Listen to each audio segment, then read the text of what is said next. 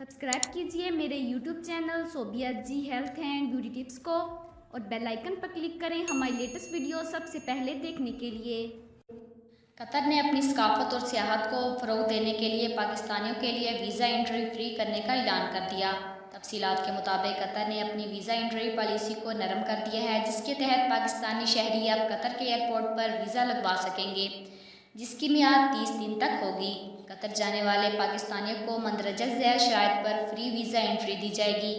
मुसाफिर के पास पासपोर्ट का होना बहुत ज़रूरी है, जो कि कम से कम 6 माह तक काबिल इस्तेमाल होगा। कतर जाने के ख्वाहिशमंदों के पास रिटर्न टिकट का होना भी ज़रूरी है, जबकि मुसाफिरों के पास उनके नाम का क्रेडिट कार्ड नंबर भी ज़रूरी है। एयरपोर्ट पर भी उन्हें मल्टी एंट्री वीज़ा जारी किया जाएगा, जो बिल्कुल मुफ्त होगा। वीज़ा हासिल करने वाले अफराद को महज अपना पासपोर्ट दिखाना होगा, जिसके ख़त्म होने की मियाद 6 माह से ज़्यादा होनी चाहिए, जबकि साथ ही उन्हें रिटर्न टिकट भी पेश करना होगा। एयरपोर्ट पर उन्हें मल्टी एंट्री वीज़ा जारी किया जाएगा, जो बिल्कुल मुफ्त होगा।